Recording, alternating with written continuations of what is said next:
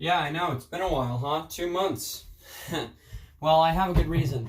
Mainly being, I am very hard at work on the best of 2020 list. That's just gonna take more time. I promise it's getting done. I just gotta watch some more movies. I'm actually almost done with that portion. I should be writing the video by probably the end of this month. Probably. Don't hold me to that. But until then, I wanted to get out another video just to tide you guys over. And this video is a little bit different than than the usual ones. In late December, I decided to make a list called my 2021 Criterion Challenge list, in where that I basically made a list of movies related to Criterion, and I would watch one every week because 52 movies, 52 weeks in a year.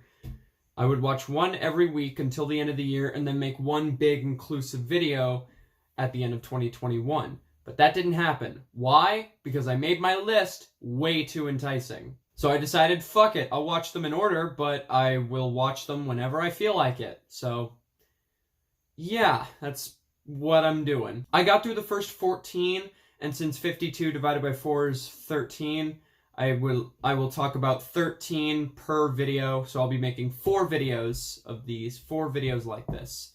And then that'll be it. These are going to be the Criterion Challenge videos. I really don't have much else to say. I just want to start talking about movies, so let's stop beating around the bush and talk about movies.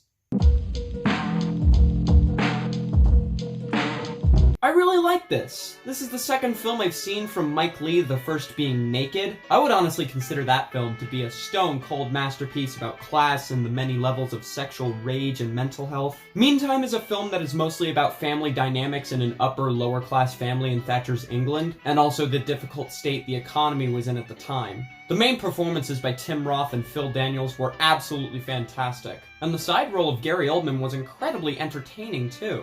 I actually found a lot of similarities between his character and David Thewlis's character in Naked. Meantime to me is certainly a film that Mike Leigh learned from and applied what he learned to Naked, which he made around 10 years later. Meantime also incorporates a similar dreary and kind of dirty atmosphere. The sets and costumes all felt genuine.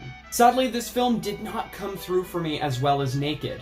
This film's biggest issue is the overpresence of the piano music. It wasn't poorly composed, but it was used way too much. In Naked, the film had harp music that would only be used sometimes and actually helped the structure of that film. In Meantime, the music was used at the end of almost every scene as if it was transitioning to the next, but it also was incredibly inconsistent and did whatever the fuck it wanted. It was incredibly jarring and it just felt out of place and weird. Not something that completely broke the film, but if it were cut down and used in a more consistent way, I wouldn't be nearly as bothered by it. Meantime was still a pretty great character film that invested me in their struggles, and while flawed in the filmmaking sense, I still enjoyed it. Especially as a companion piece to the vastly superior Naked. 7 out of 10.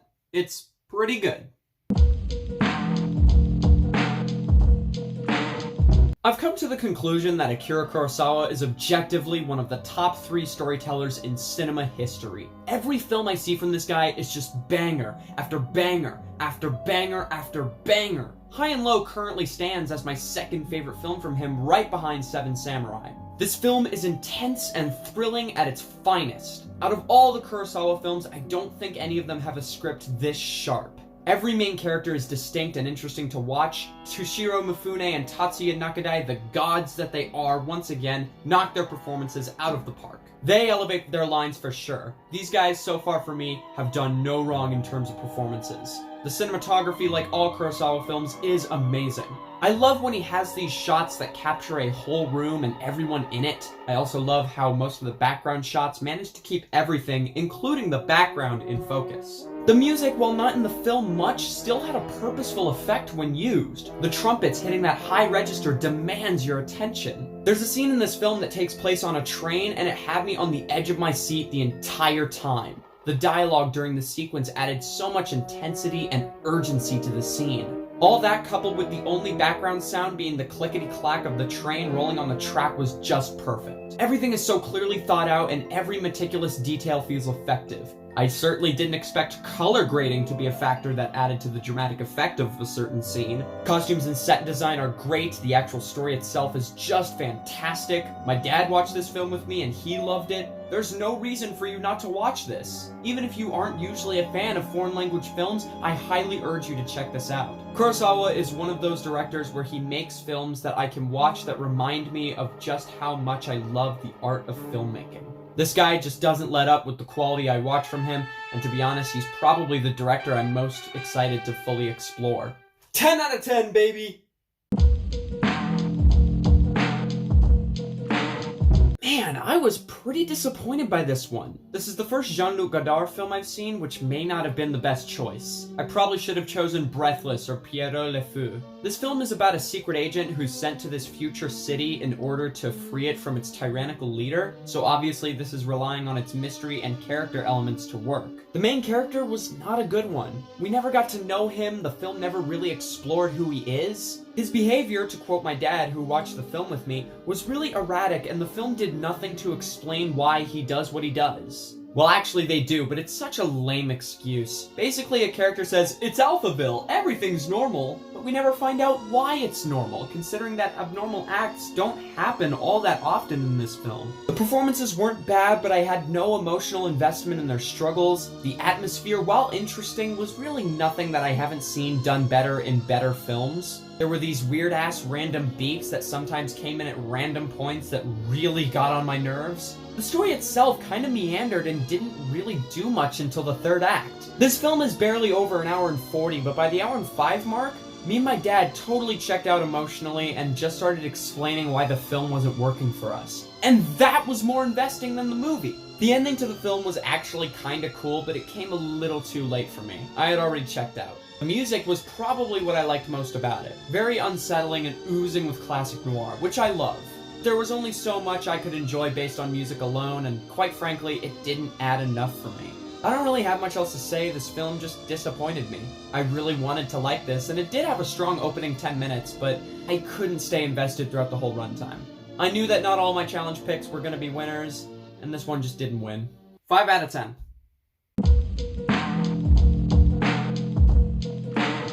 What can I say? It's a classic. I honestly loved it. I personally believe that when watching classics, that it's important to consider why the film was so effective when it was released. And from that mindset, I totally get it. And again, I personally love this film, but I will say that I didn't connect with it personally enough to call it a masterpiece. First off, the communication of tone was fantastic. The music and shots really gave the film an eerie feel throughout the entire runtime. Mia Farrow absolutely knocked her performance out of the park, and John Cassavetes did a phenomenal job too.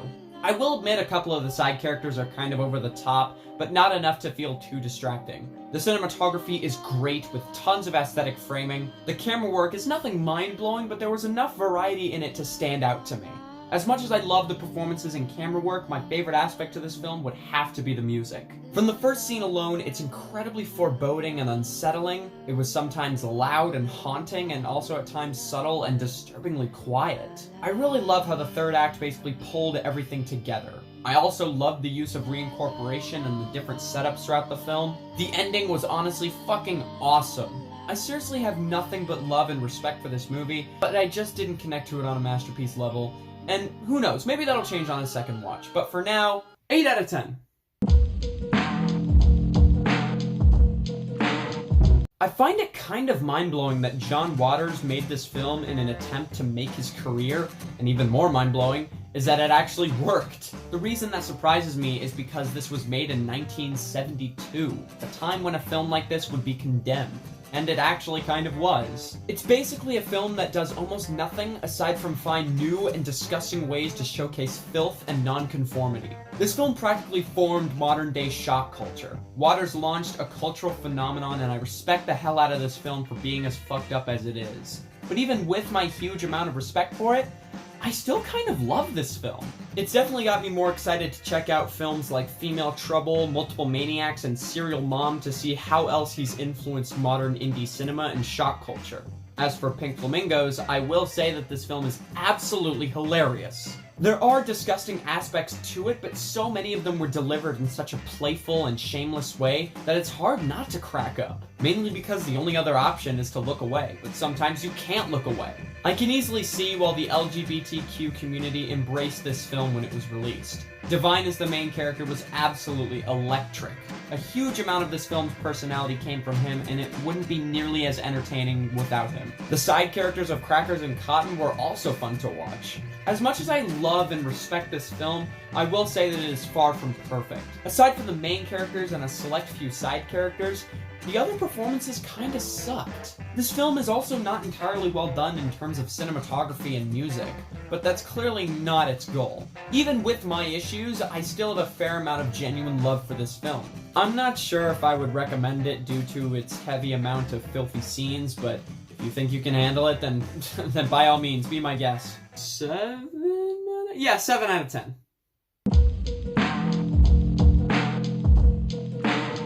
I'm honestly not sure how I feel about this one. It did have some elements that I appreciated and some great scenes, but it was bogged down by some pretty big issues. But first, I'll go over the stuff that I liked. Firstly, the main characters were interesting, but honestly, one was more interesting than the other. I enjoyed the performances in the film, but they didn't blow me away. One particular character had this weird mustache twirly feel to him that felt so out of place in this movie. His arc was also completely pointless and abandoned without much of a resolution. The cinematography was well done with some great long takes. Visually, this film is honestly great. The sets feel genuine and the framing of particular shots felt very atmospheric. Now on to the issues. First off, the story was a mess. For some reason, the film juggles two different plots. This led to the film feeling incredibly choppy and made the pacing pretty clunky. The first half of this film was actually kind of boring. It wasn't until midway through the second act where I started to actually get invested in the film's story. Mainly because one of the plots was resolved out of nowhere and actually off screen, which was honestly stupid. There's also a weird subplot where the main character might lose his job as a professor, but not because of the death of the cyclist. So there was another character thrown in, and her inclusion didn't feel justified in any way. The ending of the film was also sloppy. There's a death scene that was delivered in such a cheesy way. This film tried juggling so much that it felt bloated, even though the film was less than an hour and a half long. It could have easily been cut down by 20 minutes and lose absolutely nothing. At least then it would feel more cohesive. There was also kind of an important side character who looked almost exactly like the male main character. Trust me, it'll confuse you too. I originally gave this a 6 because I genuinely loved the filmmaking, but after having this sit for a couple weeks, I actually forgot a lot about what I loved about this. So now, I don't really have much reason to give this film that rating. 5 out of 10, I guess. This is one of those films I was actually most excited for, mainly because the idea of a post-war Japanese crime story sounded pretty cool. Despite my excitement, this was also dragged down by some pretty glaring issues. There's certainly some well-done cinematography with great framing. There are also a couple of really cool-looking crane shots. There's some well-orchestrated music that didn't feel overbearing. My favorite aspect of the film was definitely Jitsuko Yoshimura's performance. She was amazing in her role, and she actively made the story more interesting because I was so invested in her character. The male main character, however, was a total asshole, which wouldn't have bothered me that much if the film were more of a character study, but it wasn't. There also wasn't much of a natural progression in his mood. He just became a total dick out of nowhere. He also made a ton of incredibly stupid decisions that made him less and less relatable as the film went on. The film's second half was probably better than the first half. The third act especially was the most investing part of the story, although it certainly has its drawbacks. I won't spoil it, but there's no fucking way that submachine gun had that much ammo. Big picture, the violence wasn't very well choreographed. The American sailor characters were also performed pretty terribly. I know I've spent most of the segment of this video trashing this movie, but I never found it boring. I'm also pretty sure that this film will connect to other people more than it did me. The story progressed smoothly, and most of my issues with this film are either with characters or technicalities. I will recommend it though. 6 out of 10. Yep. I absolutely love films that capture human interaction and intimacy so realistically. The director of this film is named Andrew Haigh, who directed a 2017 film called Lean on Pete, which I thought was great. I honestly don't know which one out of these two that I like better. Haigh's directing style kind of reminds me of Ken Loach, who also portrays the lives of people in an incredibly realistic way. The best part about this film is the romance between the two characters. I love the intentional awkwardness between them. It's not cringy, but instead endearing. It gets you to care for them and want to see them work out. This also comes from the amazing performances. They both have distinct and different personalities that work off each other wonderfully. The writing also makes everything feel even more natural. The use of the camera is also very purposeful. I'm glad that this film utilized more long takes than I expected, which in turn gives the actors more time to naturally pace their emotions. There's also some great framing and tracking shots. This is also a gay romance story that doesn't overplay its hand. There isn't a huge overabundance of long sex scenes that almost feel pornographic. Instead, the few sex scenes that there are feel natural and full of passion. There was a genuine care for how these scenes were handled, and props to the director for not overdoing it. During these scenes, it's more of a showcase of the genuine care they have for each other, rather than being just an excuse to show a gay sex scene, which for some reason is very rare. Anyway, it's pretty obvious that I love this movie, and I highly recommend you all check it out. 8 out of 10, great romance.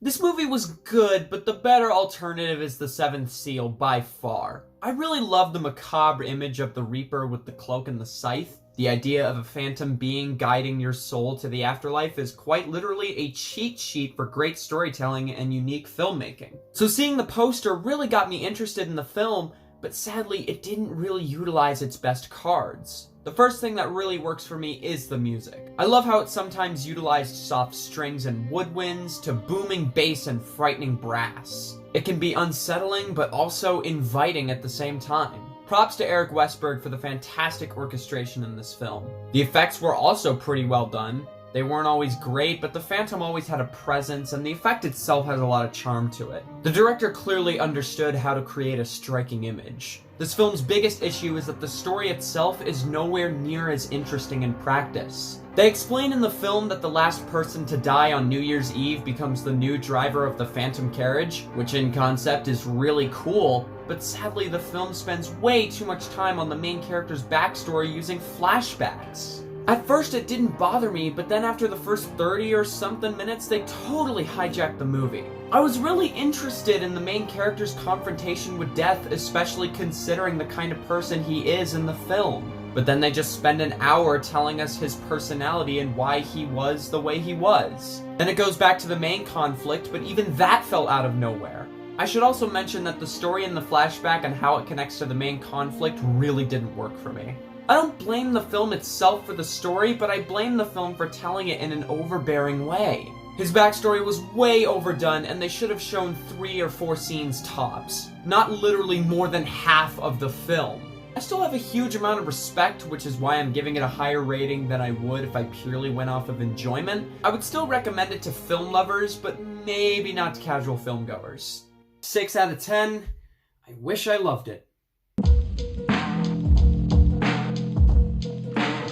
Out of all the films I've seen so far for the challenge, this is the one I was looking forward to the least. Not because it didn't look good or anything, but more because everything else looked way better. Sadly, my skepticism was well-founded. The one thing I actually loved about this film was the entertainment of the anti-hero named Bull Weed. He legitimately added more to the scenes he was in. It just sucks that he was in a film that didn't have a very gripping story, but I give it leeway because it's one of the foundation films that later became the modern gangster flick. There are some decent shots and the set design does add some personality to the film. I actually started to get pretty invested in the third act, but before I was truly engaged, it ended. Aside from Bull Weed, the characters weren't interesting. We don't learn much about them, so I wasn't interested in their struggles. The only interesting character was Bull Weed, but he didn't have nearly as much screen time as the other characters that weren't nearly as interesting as him. Honestly, I don't have much of anything to say about this one. I just want to move on to the others, so let's go.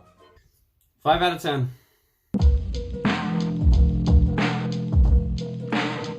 I unexpectedly enjoyed this, but it felt a little too familiar to North by Northwest, which I honestly love much more. This film's story is engaging, but the second half was definitely better than the first. The main character was very interesting to watch, the story was well written, Madeleine Carroll's character and performance were great, and her dynamic with the main character was very entertaining. The film had pretty good cinematography, and the Scottish moor environment added a ton to the atmosphere. The framing of these shots were also great. I just wish that the first half of the film was as investing as the second half. The train scene in the first half was actually pretty fantastic, but that's the only scene from the first half that I actually love. It wasn't until he reached the Scottish hut when things really started to pick up for me. And again, the film was way too similar to North by Northwest. I would go step by step, but some of the steps are pretty spoilery for both movies. So all I'll say is that the only part that felt truly different in 39 Steps was the ending. But honestly, the ending to the film is kind of an issue on its own. If it ended 10 minutes earlier or 10 minutes later, it would have been much better. The film doesn't have much of an ending, it just kind of stops. This is a film that may benefit with a rewatch, but I won't be seeing it again anytime soon. If this film weren't so similar to North by Northwest, that'd probably be a different story. But honestly, I'll probably just rewatch North by Northwest and never touch this again. But I did enjoy it more than The Birds. 6 out of 10.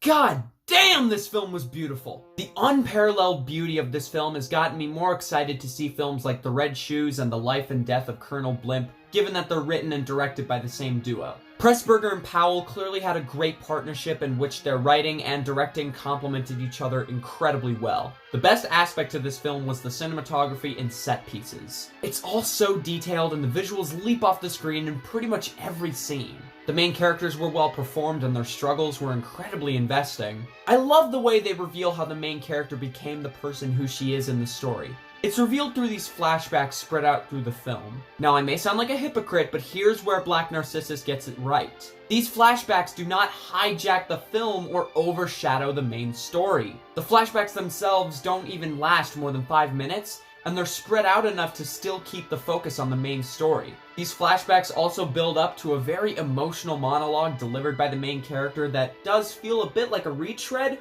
but the performance is so phenomenal that I can forgive it for that minute nitpick. The monologue is so emotionally powerful, and the film as a whole is emotionally powerful. The music is absolutely fantastic with well-composed tracks that go perfectly with the scenes they're put in. The climax especially has a track that had a haunting start but got progressively more intense, almost exactly like the scene itself. If I had to pick one thing that could have been improved, it would be a certain child performance in which a couple lines could have been delivered better. But all my issues with this film are just nitpicks, and a lot of people probably won't even notice them. This is still a visually breathtaking film with a fantastic story and direction. I love the characters and the music. There's really not much about this film that I don't truly love. 9 out of 10, that's the shit, baby. Another film that I wished I connected with on a masterpiece level, but I still love a lot about this movie. The 3 main performances are certainly fantastic, the conversations are natural and don't feel forced. I especially love the brief scene where the grandmother was talking to her grandson in the field. The entire movie has a somewhat heartwarming and comforting atmosphere. I just felt comfortable while watching this. I wouldn't be surprised if this film inspired directors like Abbas Kiarostami, because this film reminded me a lot of Certified Copy while watching. There's another scene in particular where the grandfather goes out drinking with a friend of his, and that scene just felt very pleasant and warm while watching it. It might even be my favorite scene in the movie. It just felt so human and entertaining. I also loved the use of the camera. The shots were usually very close to the ground with particularly fantastic framing. They added a ton of atmosphere to the film that I really connected with. That was also helped by the use of music in the film. Sometimes it was very subtle and that worked to the film's advantage. The biggest criticism I have with the film is that the first 25 minutes just didn't grab me. The film got better and better as it went along after that, but I was not very invested in the first 25 minutes. Also, despite the main performances being fantastic, the woman who played Noriko felt a bit iffy at times, but that was all in the first half. I still love this film, and it's certainly understandable why it was so influential. I just didn't connect with it on a masterpiece level, but I understand why others would. Light 8 out of 10. 8 out of 10 sounds good.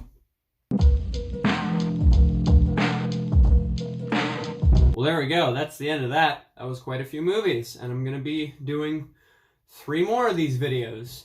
But I'm very happy to. I'm glad that I'm checking out these movies. I really don't have an outro. There's not much that I can say that's really new news. Just keep an eye out for the 2020 list. Whenever that's going to happen, it'll happen soon, but, you know, not too soon, because I still got some shit to finish. The next Criterion Challenge video might not be until after that video, maybe. I'll see if I'll probably release a couple, like, reviews for 2021 movies, like Malcolm and Marie and Private Chat. Those are movies that I'm really looking forward to, so I might review those, maybe. Aside from that, I think that's I'm just going to leave it at that. Thank you very much for watching, as usual. I appreciate your viewership.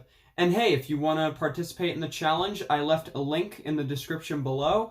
Go to that link, and then basically head to the Criterion website and, you know, go through the movies and use the filters and shit and figure it out. If you have any questions, if you know me personally, you can just, you know, ask.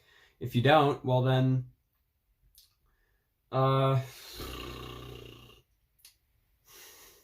look up stuff online. I guarantee you it'll be there.